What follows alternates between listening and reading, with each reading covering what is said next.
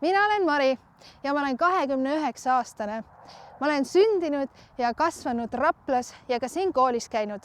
Ma lõpetasin Rapla Vesiroosi gümnaasiumi ja läksin pärast seda õppima Viljandi Kultuuriakadeemiasse pärimusmuusikat. Aga kui ka ülikool oli selja taga, tulin Raplasse tagasi ja nüüd ma olen Rapla maakonna rahvakultuuri spetsialist. Üks väga oluline osa minu tööst on tegeleda vaimse kultuuripärandiga. Nagu te ilmselt teate, siis pärand on miski, mida pärandatakse, antakse põlvkonnalt põlvkonnale edasi. Aga enamasti, kui me mõtleme pärandist, siis me räägime millestki materiaalsest, kas pärandatud majast, metsast või väärisesemetest.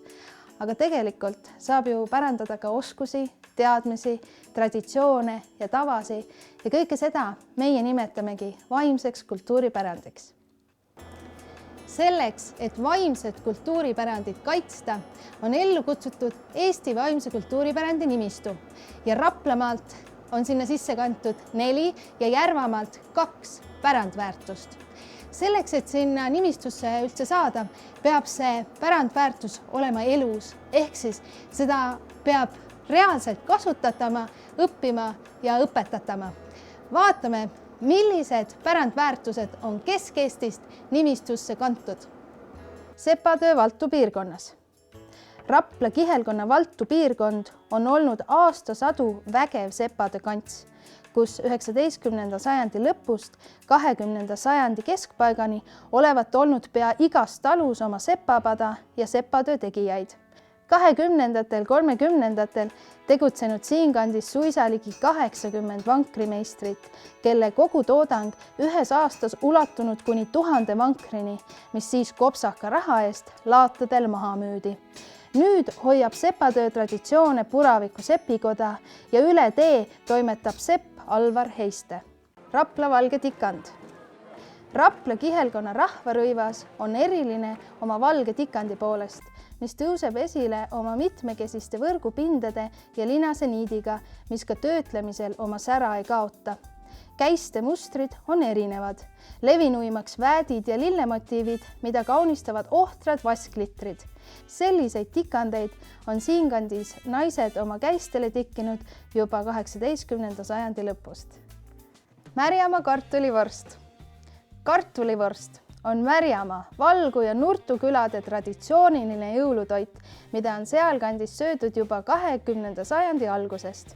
Selleks, et vorsti valmistada, läheb tarvis toorest kartulit, seapekki, sibulat ja küüslauku, maitseks soola, pipart, köövneid ja vorstirohtu ja lõpuks pannakse kogu see mass seasoolikasse, mis pannakse omakorda keema. Kui juhtumisi ahi olnud aga vorsti tegemise ajal küdemas, siis esimene pannitäis läks kohe ilma eelneva keetmiseta ahju. Need olnud muidugi kõige maitsvamad vorstid. Kutseliste tuletõrjujate kõrval tõttavad nii palju R-tähte on siin. Järva Jaani priitahtlikud pritsimehed.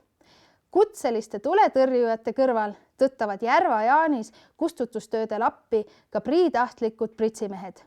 Esimene tuletõrjeselts loodi Järva Jaanis 1899. aastal.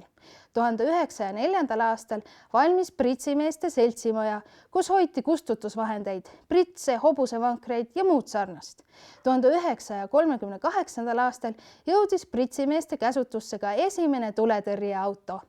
Täna on Järva Jaanis vabatahtlik päästekomando, mis lisaks tule kustutamisele annab edasi ka tuleohutusalaseid teadmisi, teeb tuletõrjealaseid etendusi ja taastab vana tehnikat. Rapla ja Järva maakonna laulu- ja tantsupidu.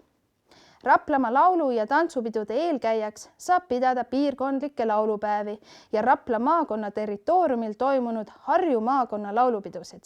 Raplamaa oma laulu- ja tantsupidude traditsiooni loeme aastast 1951, kui Kohilas korraldati esimene Rapla rajooni rahvakunstiõhtu, millest alates hakkasid sellised peod toimuma igal aastal.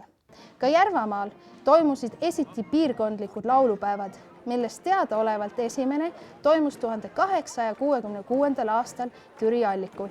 Esimene laulupidu aga 1907. aastal Paides.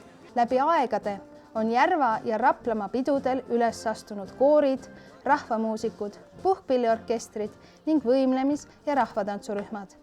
Aegade jooksul on Raplamaa ja Järvamaa laulu- ja tantsupeol tekkinud oma traditsioonilised osad, nagu rongkäik, tule süütamine, tervitus, ava ja tänusõnad. See on sündmus, mis ühendab erinevaid põlvkondi ja pakub suurt koostegemisrõõmu.